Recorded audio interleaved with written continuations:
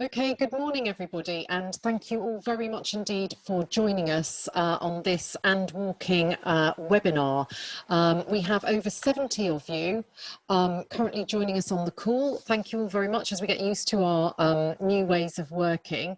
And obviously, this is a really interesting time for walking. I think Victor Hugo said there is nothing more powerful than an idea whose time has come. And isn't it a paradox that walking, the oldest, cheapest, and most accessible and greenest form of transport, is finally having the renaissance that it deserves?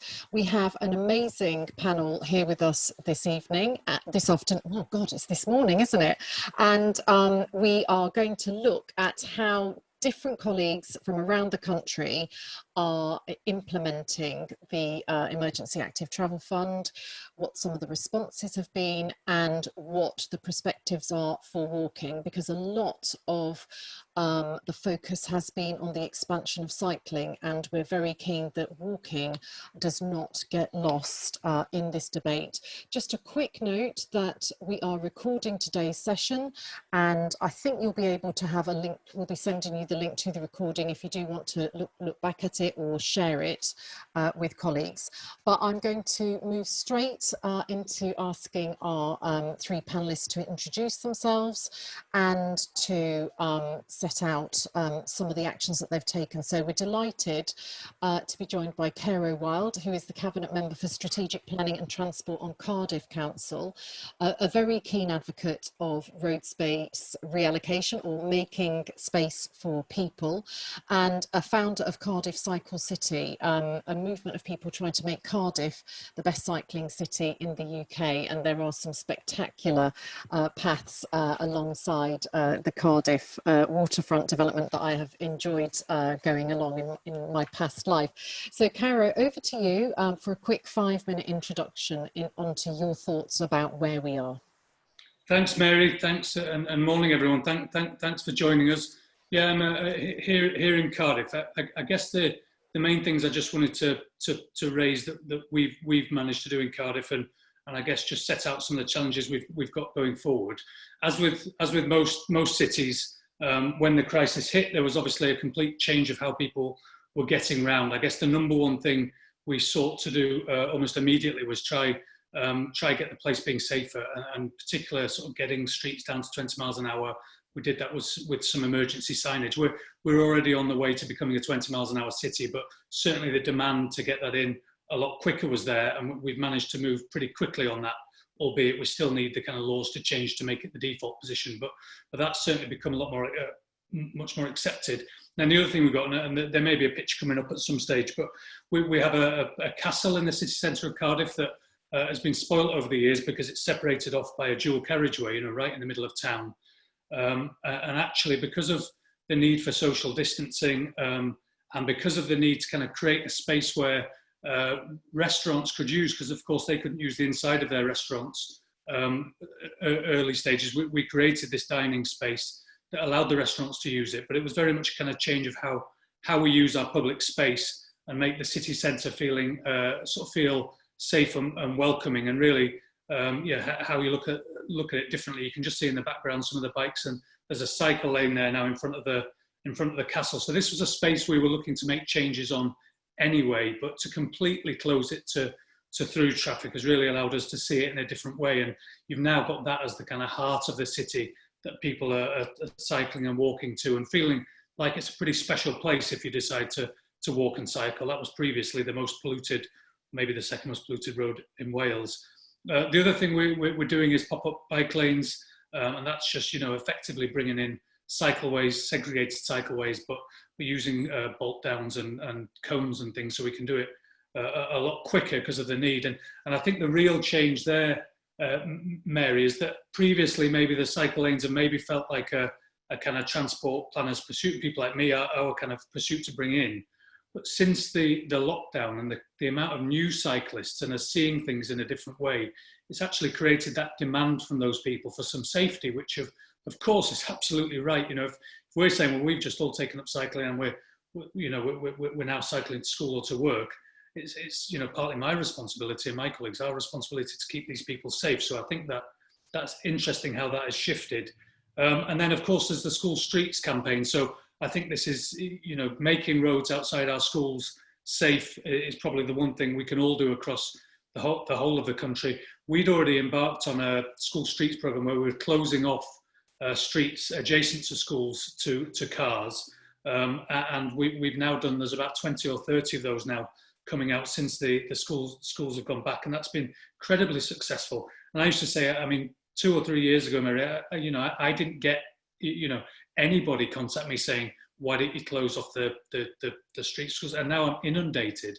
This is just an argument that's been won. And I do think it'll be one of those things we'll look back on in the future and say, how on earth did we even allow these big cars by precious young people as they're walking, skipping to school? So I think we've really managed to accelerate that program. I'm really pleased about. There was a question there about how we've engaged with the community, and I think the big thing we have been fortunate in Cardiff. It's sort of not something new, but we do have a really good togetherness amongst our walking, cycling, kind of civic society type environment where we do get on well and we campaign together. And I think in many cases, a lot of these arguments have been won. Public Health Wales have been very, very clear that these kind of changes are things they want to see. They have a Doctor of Public Health, who's Tom Porter, who specialises in this and really helps us make the case. So it feels like we're going in the right way. I could talk forever. Really happy, really keen to see what other people are doing, and really happy to take any questions as we go forward.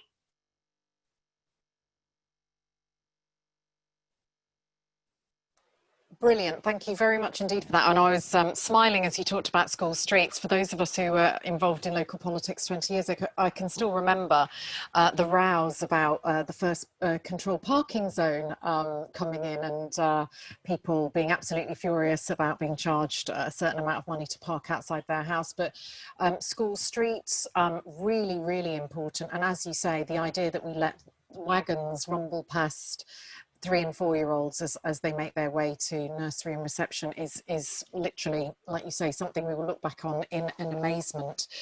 So thank you very much indeed for that. And it's great to hear that things are going so well in Cardiff, which is not the case everywhere in the country. But let's hear now from Richard Nickson, who is the Director of Cycling and Walking at Transport for Greater Manchester. I was on a call with the all-party parliamentary group on Friday, Richard. I don't know if you were on that call, but some very interesting, very ambitious plans coming out from Transport for Greater Manchester, Chris Boardman and the Mayor. How are things looking at your end of the country? Well, I'm very pleased to say, Mary, that as Caro suggested, we seem to have this real sort of incentive now under our belt, for want of a better word, to make things different for those choosing to walk and cycle. And I think, strangely, the situation in the COVID pandemic has brought active travel and the role that it can play in safer and stronger and build back better communities right to the forefront. If you go to the next slide, please. So this actually gives a graph. It's a little bit out of date because it represents the period just before schools return, but it shows you, and unfortunately it exposes one failing within our area, which is you don't have fantastic data on utility walking trips, although we do have survey data more broadly about walking, which my colleague Beth Sutcliffe is going to introduce. So we do have a handle on the amount of activity. I think one of the key things that struck me when I landed in Greater Manchester was the real sense of partnership that exists. So, for example, whilst I'm based at TFGM, I report to the Commissioner and the Mayor on the CA, and I work hugely closely with my colleague Beth and other colleagues in GM Moving. And GM Moving is, I suppose, best described as the heart of our attempt to improve people's activity for whatever purpose, whether it's sport-related, movement, travel, etc. And so Beth will identify some of the things we're doing under the walking agenda shortly, whereas I'm going to talk mainly about, similarly to Caro, kind of pop-up measures. Working with the Commissioner and the Mayor, I was able, almost immediately upon lockdown, to allocate £5 million of funding to social distancing measures for each of our 10 boroughs. So each borough had a fund of about £500,000 to expend straight away. And they immediately set about doing things like temporary pavement extensions, town centre closures, etc., basically to give people more space on feet. and that was extremely positive. We also made a commitment to start developing a set of pop-up cycle lanes similar to Cardiff, and accelerated our programme for Mayor's Challenge Fund. Our programme now spans around about £215 million of approved expenditure, although the government have subsequently made available further investment through the Emergency Active Travel funding, and we have successfully applied for Tranche 1 funding, and we're moving and waiting for approval on Tranche 2 funding.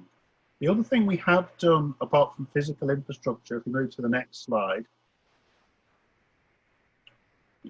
is we surveyed our community in a very sort of quick and dirty way, and used a lot of agile methods to reach out to the community. And what we found is that a good proportion of our communities found that walking and cycling was a good way to get around, that many of them felt safer due to less traffic, and at least half claimed that the experience of walking and cycling would prompt them to do more often, and many have recently bought or are considering to buy a bike. And I think anyone who actually attempts to buy a bike at the moment will know that that is a real challenge, and the bike suppliers are telling us that there are real challenges there. If we move to the next slide, however, one of the concerns is that road users have found potentially the return of traffic as a deterrent, so that does support improvements for cycling and walking infrastructure. And what we are very keen to do, and the Mayor is very keen to ensure, is that we lock in the benefits that we experienced during lockdown. That said, unfortunately, the graph now in terms of traffic growth is such that we are probably close to or near, I would say, pre-lockdown traffic levels in common with most of the UK. So we're up to about the 90% sort of level. And I know questions are beginning to be asked, I think not just in GM, but in the UK generally, of have we lost the opportunity to make those significant changes to road space that we could make? However, if we move forward into the next slides, actually, if we skip over that one, what we have done of benefit for both walking and cycling is specifically introduced low traffic neighbourhoods, so in the Deansgate in the centre of the regional centre, across a number of the other boroughs. We've introduced modal filters which benefit both walking and cycling. Next slide. And we've also had significant success with these social distancing measures. So the picture on the right is in our northern quarter, a very similar look and feel to the Cardiff city centre there. Don't think we've done quite as nice a job as Caro showed, but yeah, we've had some real successes in the northern quarter, providing a pleasant environment to both eat out, but also be safe whilst walking and cycling.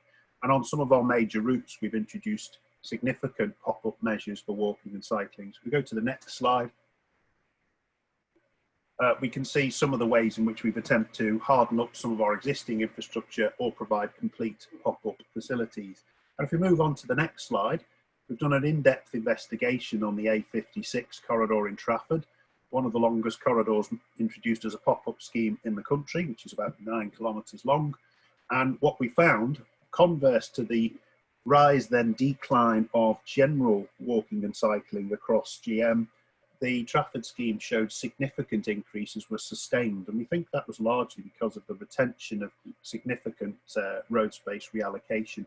And we're moving now to look at how we can make that scheme more permanent and more long-term.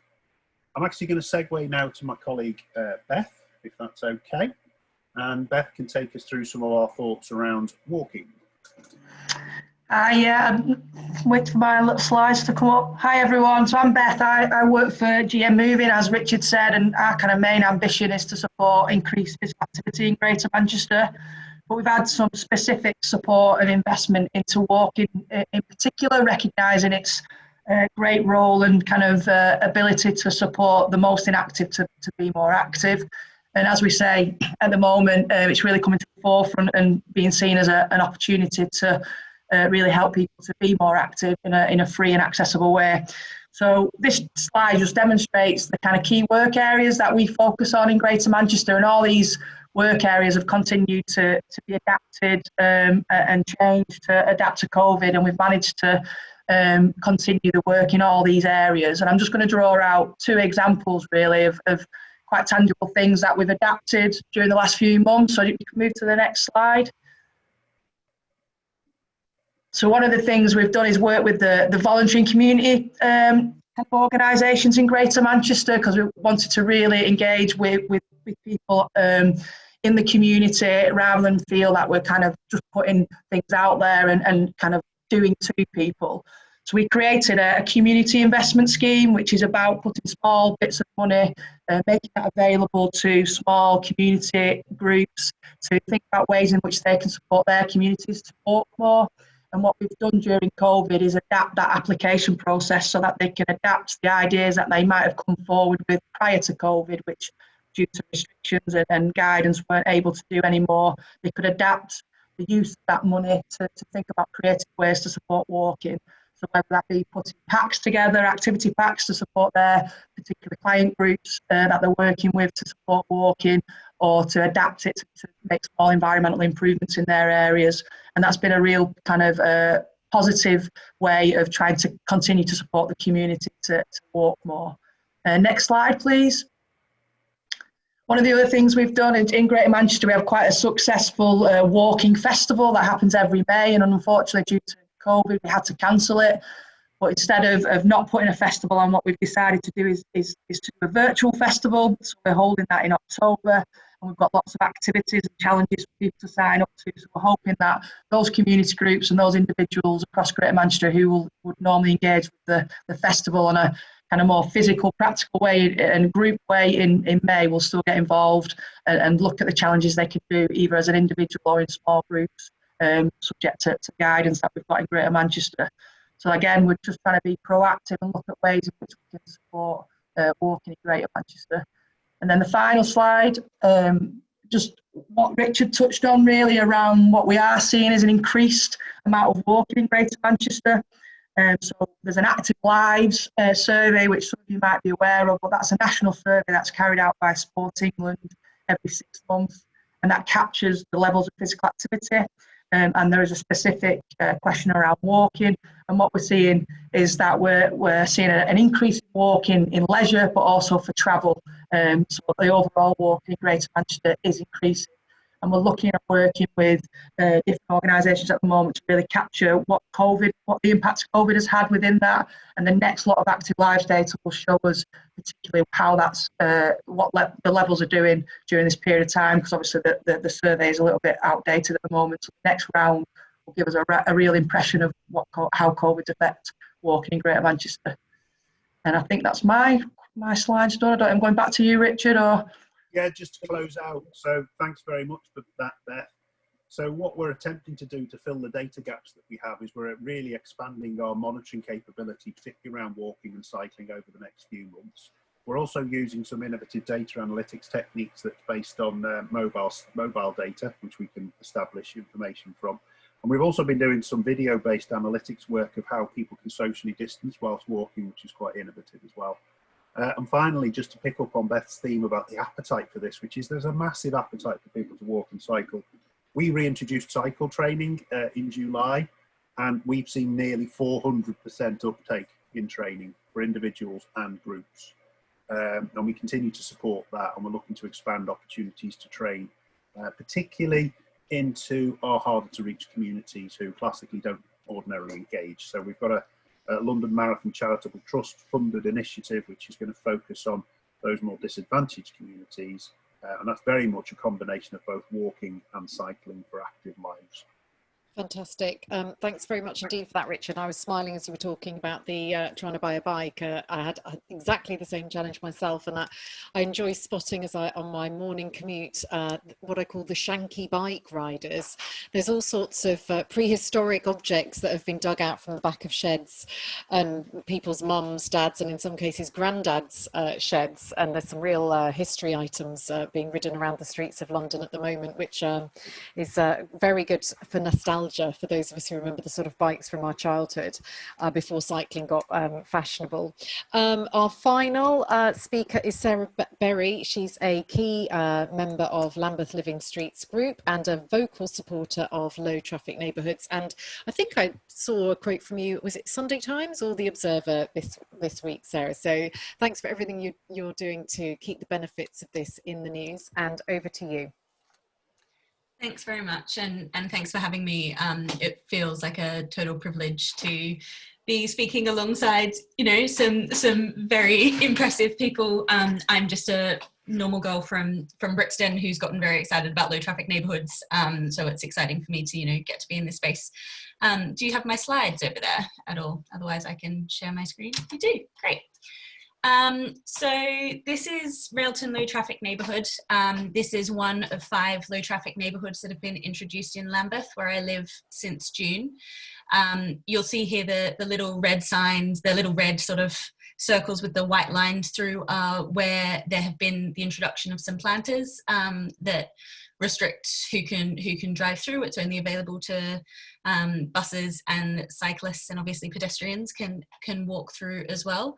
I'm sure you'll all have heard about low traffic neighbourhoods in the news. They're starting to become a little bit of a sort of controversial topic, unfortunately.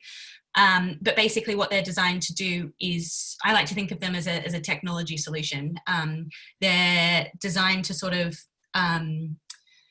undo the influence of sat-navs that have sort of sent people blindly into residential roads and neighbourhoods to shave a couple of minutes off their journey, instead of sort of sticking to the roads that were designed to have traffic with, and designed to be able to have sort of different changes to accompany that traffic.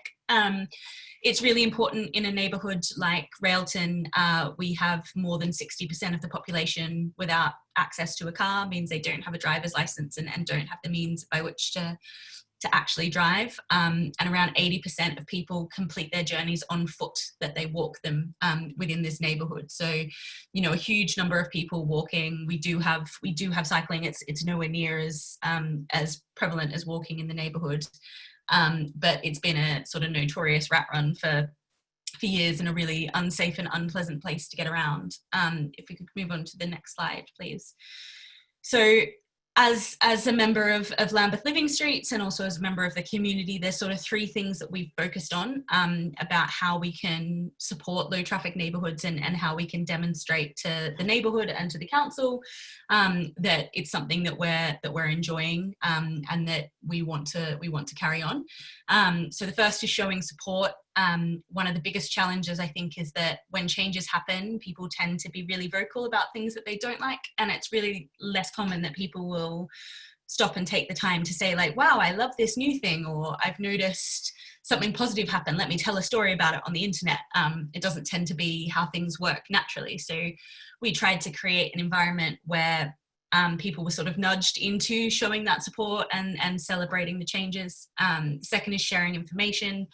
The Lambeth Living Streets Twitter account has been a godsend for that, of making sure people are adequately and accurately informed about what low traffic neighbourhoods are and how they work, and how they benefit different members of the community. And the third is celebrating community. So, you know, highlighting the businesses that are local to us, the sort of history of the area and the way that we're all connected. We've noticed that a lot of the people who are opposing these schemes aren't necessarily from the communities where they are. They might be, you know, people who drive for work, either in terms of, you know, delivery drivers or cab drivers, or they might be people who are using those neighbourhoods to cut through from, you know, their hometown to their place of work, or where they're visiting. So sort of demonstrating that, you know, the people who support it are the people who live there, the people who shop there, the people who walk there, not just the people who cut through the area itself. If we could have the next slide, please. So on social media, it's looked a little bit like this kind of stuff. So we've done a lot of threads. I'm spending a lot of my time at the moment reading, you know, fairly dry reports and research and academic studies into how people use the streets, and trying to turn that into something that's accessible and fun and, you know, informative for people who are going to be living through low traffic neighbourhoods, and the Lambeth Living Streets account has been really useful for reaching, you know, tens of thousands of people on and making sure that they know about these things. So we did at the outset a really big thread on who benefits from a low traffic neighbourhood, talking about reduced access times for emergency services, you know, clearer road space and safer road space for people with mobility issues, obviously the benefits for parents and for pedestrians and for other road users. If you could have the next slide, please. We also did, I think this is the most popular thing we've done, a thread on the disappearing traffic and traffic evaporation that comes with low traffic neighbourhood schemes. You know, if you've worked in this space and if you've thought about low traffic neighbourhoods before, it's a stat that you might just know off the top of your head and not do much thinking about, but it's not very intuitive for people. So sort of, again, setting it out in a way that's accessible has been really useful. We've also done on threads on things like school streets, on things like you know, the design of street curbs and how important they are in street accessibility, and again on the role of sat navs on changing the way that traffic works in our streets, and all of those things have been really useful for making sure that our community is informed about what changes are going in and why. If I could have the next 2 slides, please.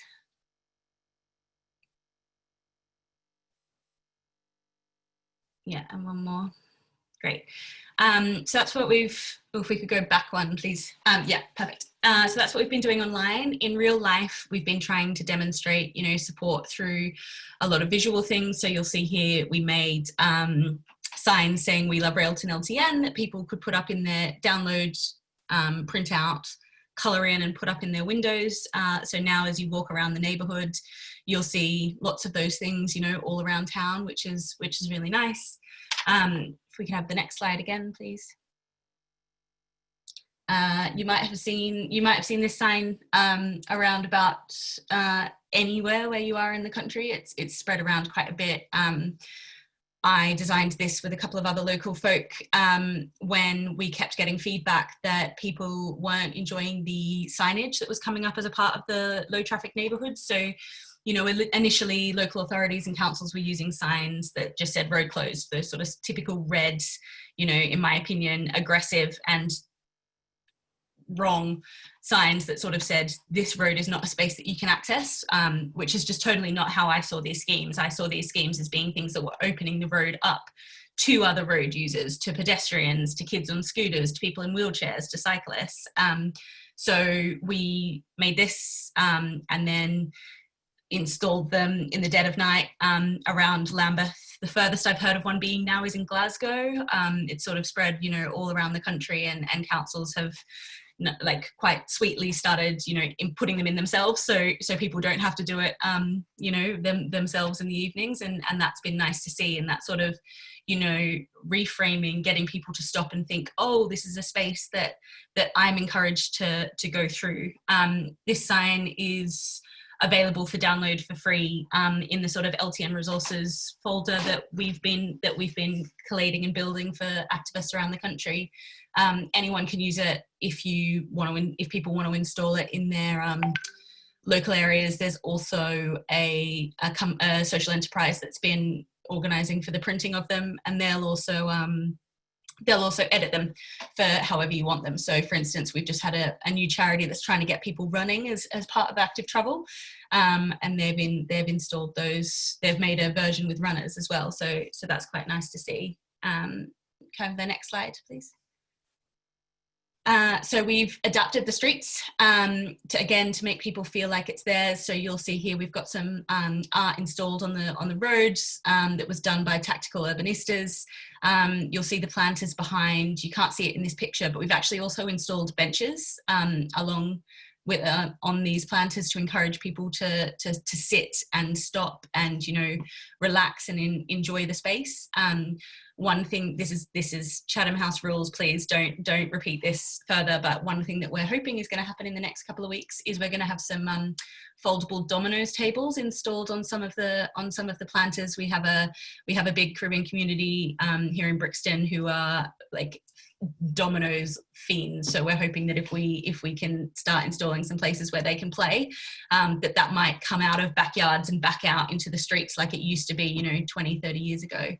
Just if you can finish up, we've got about another 30 seconds, Sarah. I'm keen to get onto the discussion. Brilliant. One more slide, and then we can do that.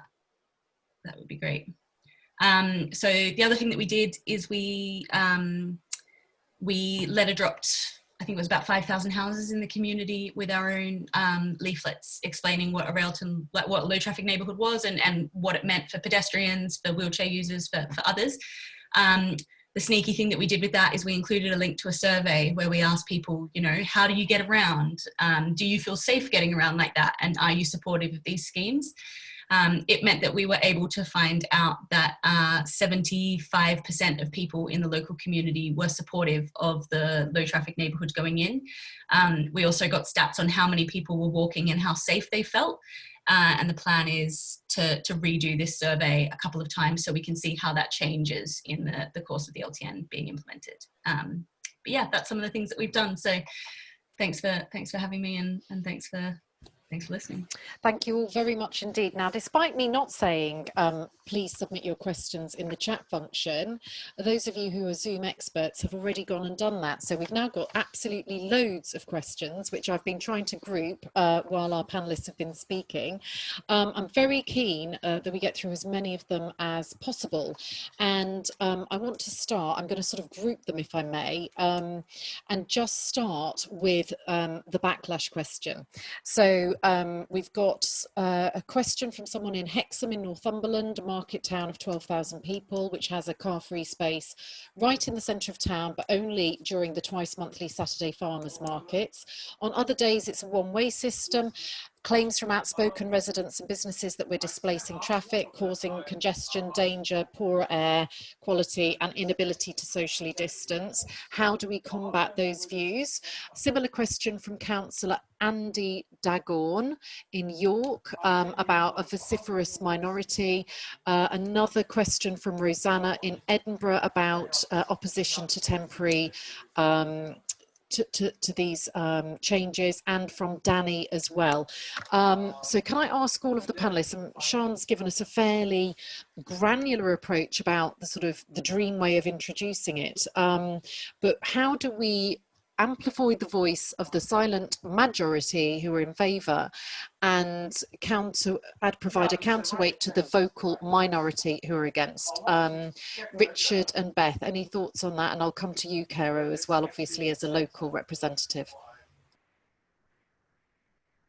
Actually, I was thinking whilst I was listening to Sarah's talk that the best advocate for this is somebody who has the lived experience of achieving it. So I just wanted to congratulate Sarah for doing that first and foremost. It's fabulous. So what we intend to do through our Active Neighbourhoods project is replicate this success in a formal way through the more traditional routes.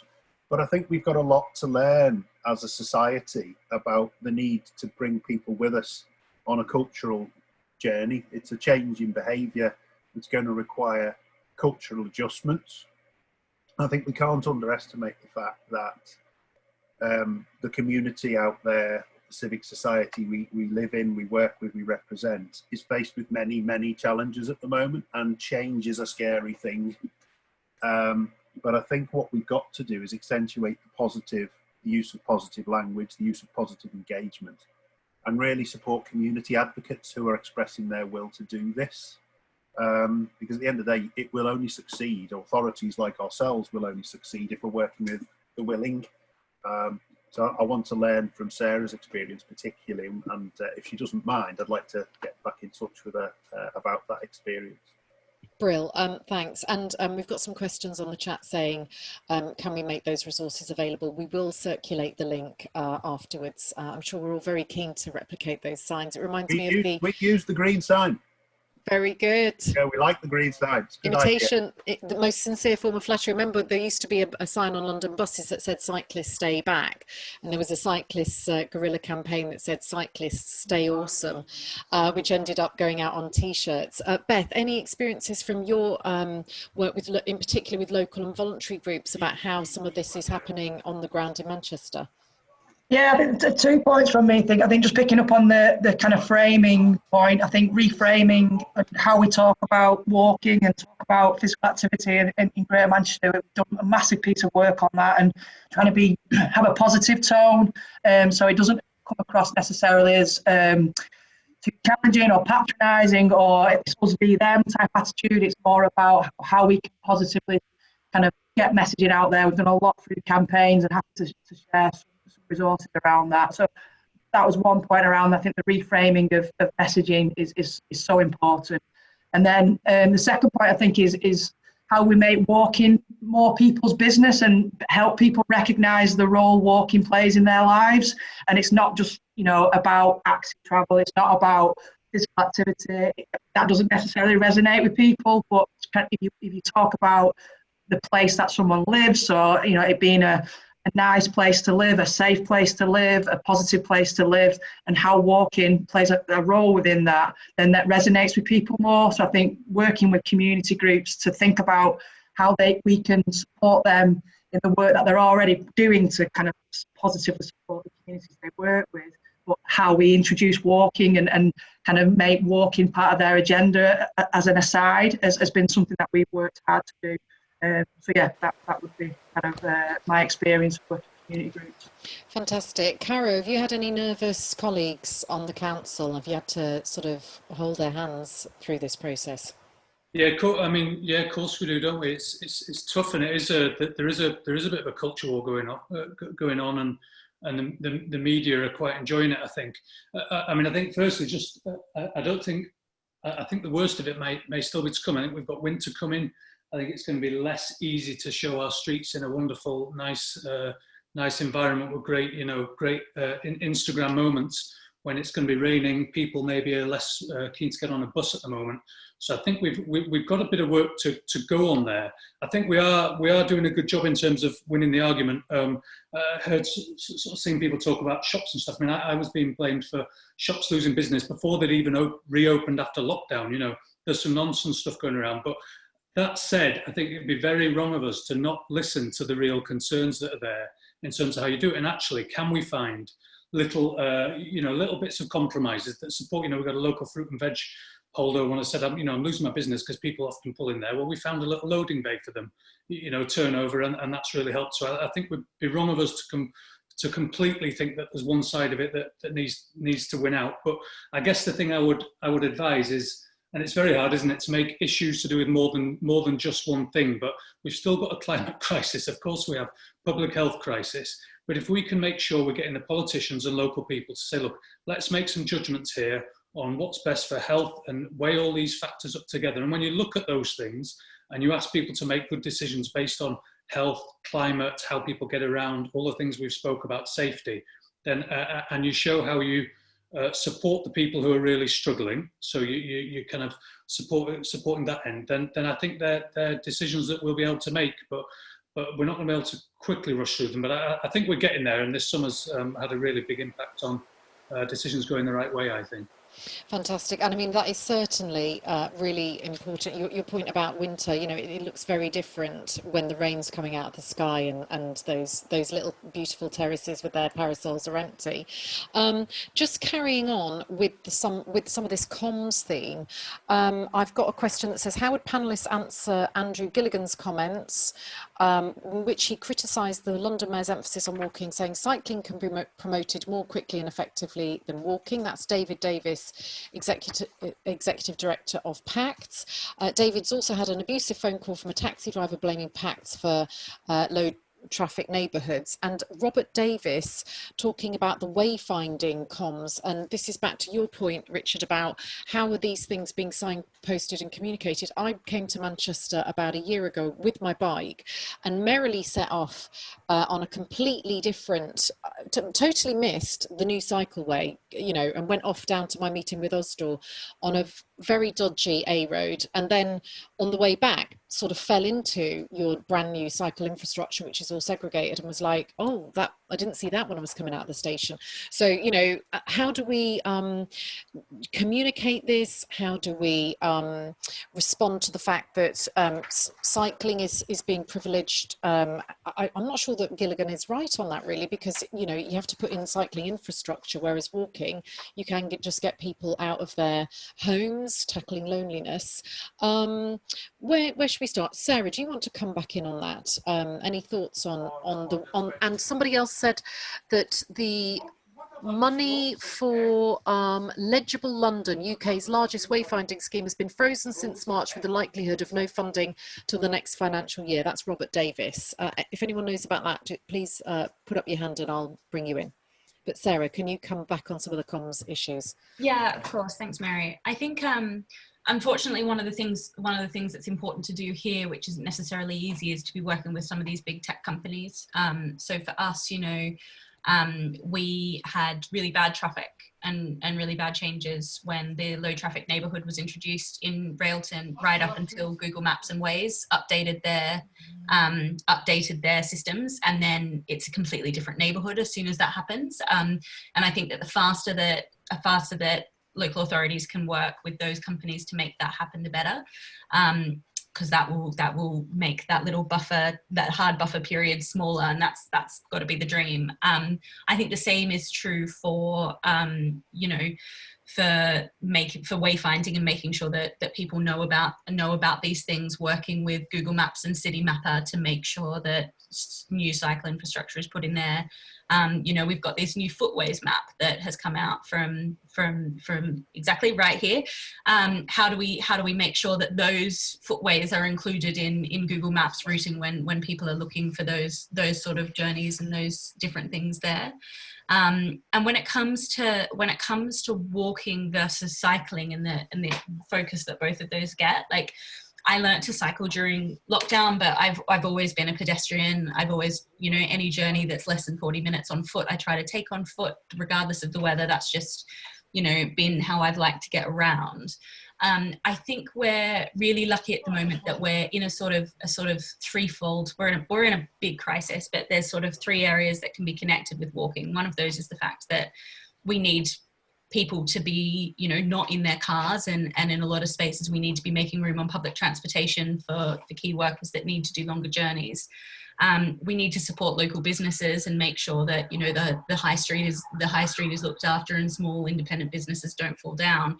And we need to get to know our neighbours better. We need to have a better sense of community and combat that loneliness. And walking is a really good tool for all of those things, right? You might be used to cycling to the big hardware store, you know, that's a mile and a half away, but you might not realise that there's a local hardware store just on your high street that you can take a pleasant stroll to, and while you're doing that, you can run into the neighbours and have a chat with them. So, you know, connecting these things and those opportunities and making sure that people think of it that way, I think, is a big part of the battle.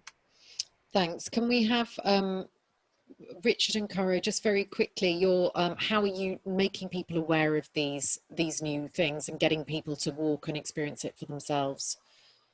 Yeah, so in Greater Manchester, we've got the benefit really of having a centralised team doing some great work on community comms. So we're trying to pull together a comprehensive digital and printed media strategy, basically. And on the longer term navigation question, I think it's a really good point, because obviously, like most major urban areas, Greater Manchester has a huge legacy of varying degrees of quality of infrastructure. We do have a wayfinding strategy. We have a plan to adopt the Dutch style sort of route guidance system. Of course, one of the challenges of that is until you've actually completed the network, what's your sign? So from a cycling point of view, we're on a kind of holding pattern at the moment in terms of bringing new infrastructure online, which will take about a year to 18 months to make a significant progress on about 250 kilometres of cycle network. But that cycle and walking wayfinding system will then land, and we will be looking to brand the network, our B network, our Busy Bees, our other routes. Will be part of a consistent branding, and we will integrate that with the wider direction signing of, for example, things like the National Cycle Network, and obviously where it crosses and interfaces with the public bridleway network as well. That will be something that we need to consider. Navigation in the urban environment is a real challenge, and we are working closely with technological partners. I won't specifically name them, but I mean, Sarah's mentioned a couple. I think there are other providers that we will be looking to cooperate with and collaborate with. I think particularly raising awareness of the possibility of walking, that it is in fact a choice that you can make. I'm not aware of Andy Gilligan's comments in that regard. I don't want to argue with him necessarily, but I think inevitably, and certainly since I've been in post, one of the points I've been making is whatever journey you make, by whatever mode, almost all of those, unless you're somehow miraculous, involve walk at some point. You know, you walk to the bus, you walk to the tram, you walk to the station, you walk even when you've been in your car. You know, they're not independent, unique modes, and walking is the glue that knits everything together. It's a minute for a car and 17 minutes for a bus journey, though. So we're trying to build up those walking stages as well. Caro, can I just bring you in? I mean, have you invested in wayfinding in Wales? We haven't, Mary. I mean, I think those guys have answered that one pretty well for me. I'm particularly clever to add, and if you want more time for the questions, I'm happy to.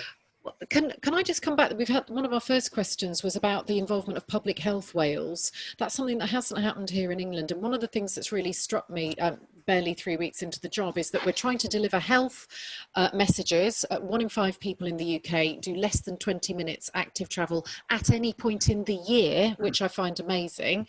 And yet we're asking traffic engineers to deliver a health outcome. Where do you think, how is the involvement of Public Health Wales helping you, and what can we in England learn from you and Scotland learn from you on that? Yeah, I mean, exactly right, Mary. We've got I think I mentioned before, Dr. Tom Porter, active travel expert, clean air expert in Cardiff and the Vale, but he actually sits in our transport team a day a week, and I know he's also helping the Welsh Government. But exactly getting those stories across, and all sorts of different benefits, the ones you mentioned, but also to do with well-being, all this proof, you know, all this evidence that is now there that just shows if you live on a busier road, you're just less happy, you don't talk to your neighbours as much, all those things that we hear about. So I think we just need to keep asking Public Health Wales to give us their feedback on this, to tell us, to come into the conversation and start giving us the evidence we require. And I think they're really happy to. That Public Health Wales are now seeing the benefits of this, not only with obviously their own workforce, but all sorts of different benefits are coming, and they've come even further into the conversation now. So why don't we just reach out to them and ask them for their views, ask them into the meetings, and I think that could happen pretty quickly.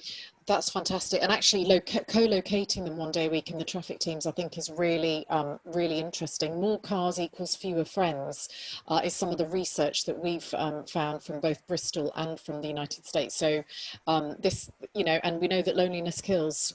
So, you know, there's some very profound things here now.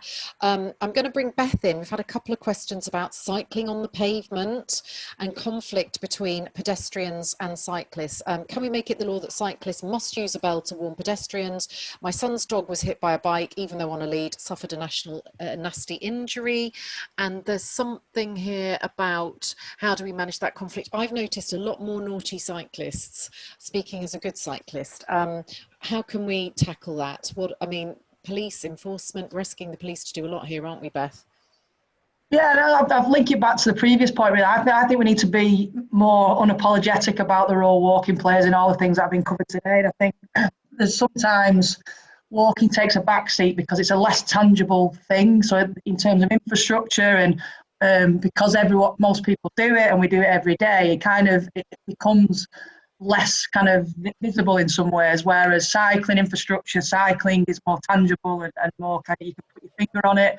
So I think, you know, walking does get the poor end of the stick sometimes. So I think our role in the positions we're in is to be less apologetic about walking, but shine a light on those real good examples of where it's working well. And I think obviously Living Streets does that, and we try and do that in the roles that we play, but I think we can get a hell of a lot better at that, and we need to share those great examples of where infrastructure and projects have changed communities and environments to increase and support more walking.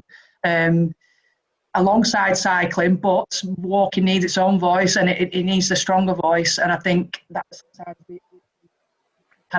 we badge the two together. And a big thing we're doing in Greater Manchester is we've created the GM Walking Voice, which is a specific network of individuals and organisations who are talking about walking specifically, and not in a way that is bashing cycling, but recognising that walking has such a great opportunity to change people's lives. So I think, going to the more infrastructure specific question, I would go to Richard for advice on that. But I think it's creating the environments that we're trying to do in Greater Manchester, where those two things can live side to side and both thrive. But walking needs to kind of be seen as important as cycling alongside that. Fantastic. I mean, you're so right about the fact that walking is invisible. It's something we just take for granted, and it's sort of meant to happen. And it's essentially a market failure, isn't it? We've invested in everything else, and we haven't invested in walking. And I think that's something that this government, with its £2 billion investment, is really trying to get to grips with. Very quick final question on air pollution from Doro Marden. Air pollution campaigners in Brixton opposing low traffic neighbourhoods, saying traffic had been displaced to other neighbourhoods. How can this be argued against? This is a really difficult point, isn't it? We've had various people on the radio saying, feeling that the extra cars, and of course the rise in e-commerce as well. How do we work with the supermarkets and the courier companies? Because it's no good us all walking around our neighbourhoods if the decrease in private vehicle use is more than made up for by supermarket vehicle deliveries. How are we going to square that circle? I'm going to ask Sarah to come in on air pollution, and then perhaps Richard to finish off, and Caro on the freight and the delivery side of things. Sarah, air pollution, very quickly. Yeah, so what I say to folk who talk about this is that we need to be monitoring. The examples that we've seen in the past from Waltham Forest and others is that the air pollution gets better in the entire area, not just, and that includes the boundary roads that theoretically take the displaced traffic. We need to be measuring, and if we find that a surrounding road has more air pollution, the solution isn't to get rid of the LTN because the whole area has a worse air pollution. The solution is to add additional measures to that road, and I was lucky enough to get to speak to the local council here this week, and I know that that's the plan, that if they find that air pollution has increased on some of those other roads, that they will be putting in measures to decrease car use on those roads and get rid of congestion. The goal here, isn't to make healthy pockets. The goal here is to really push people into alternatives to car use, because there are just too many cars on our roads. We know that in terms of congestion, we know that in terms of air pollution. So, LTNs will always be part of the solution, but they're not the whole one, and it's a job that we're going to have to keep working on. Okay, Caro and Richard, I'm just going to very quickly ask you about the freight, but also final question. Someone says in Bristol, a lot more bad car driving behaviour here in Bristol. It's almost as though the normal rules don't apply. Someone's saying, all modes of transport have their yobs. It's very true, but I've yet to meet a yobby pedestrian. So final thoughts from you, Caro and Richard, on that. Yeah, just touch on a couple of points that were brought up. Firstly, to the pollution, Sarah's mentioned it before, and it's one of the most difficult things we're going to have to try and articulate, and that's to do with this dispersal or disappearance of traffic.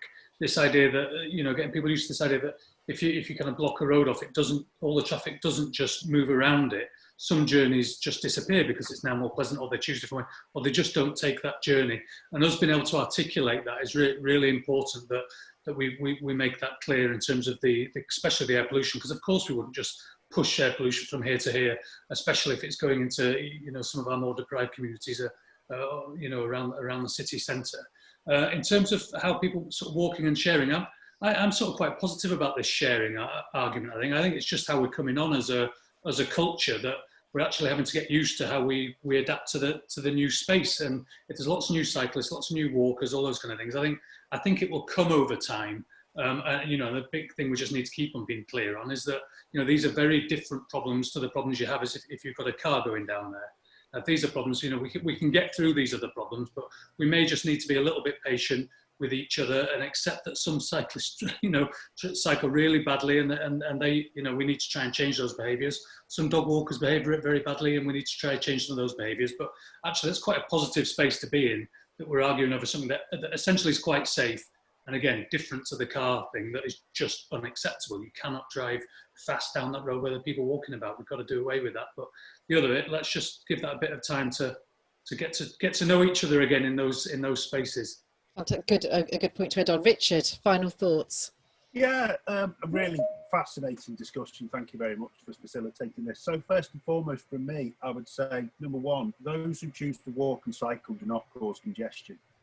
The 40 million cars in this country on a network that's not sufficient for 40 million cars are what cause congestion, are what cause air quality problems, are what cause pollution, the majority of road traffic collisions and congestion.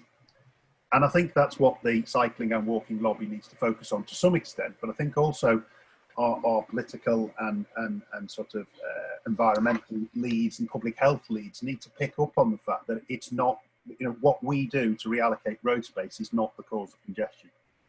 I think that the critical way of resolving those conflicts, frankly, from our point of view, is segregation as much as possible, because pedestrians, as Beth said, pedestrians need their space to be respected, to carry out walking in a way which is, you know, a pleasant environment to walk in. And in the converse of that is that means that cyclists need road space. So that means road space has to be taken off somebody. You can't get a quart into a pint pot. It's as simple as that. And that's our objective to push forward with. On air quality, Greater Manchester is about to go forward with a clean air plan. And we will be particularly looking at supporting the move away from polluting freight and local delivery vehicles and taxis in the first round of that clean air plan. And I look forward to the changes that will introduce. But I think what I go back to is that the fact that people woke up one morning in March and suddenly realised what birds were like, and the fact that the air appeared to be cleaner and spotted more butterflies and insects buzzing around them in their urban environments, I think is something that we cannot lose the legacy of. And I'm picking up very much on what Caro says. It'll be interesting to see what happens after Professor Whitting's announcements today. We're going to have a very, very difficult time throughout the winter, but I think in the spring I can see a sense of optimism. And I'm really pleased to see in Greater Manchester such fine weather for the last couple of weeks, because that's really helped us. We're back up to 21% above typical average cycling and walking flows. So, you know, long may that continue. Oh, not rain. Fantastic. And Beth, final thoughts from you. Yeah, nothing to add. I'm conscious of time. Just thank you very much for being part of the discussion. I think it's been really interesting. And yeah, if there's any resources that we need to share, then very happy to do so. Fantastic. And thank you all for your for the very useful chat that is still going on my screen. Thank you to our panelists, to Sarah, to Caro, to Richard and to Beth for being with us. Thank you to the 83 people that joined us on this call from all the way across the country. And just remains for me to say, enjoy the beautiful weather and happy walking.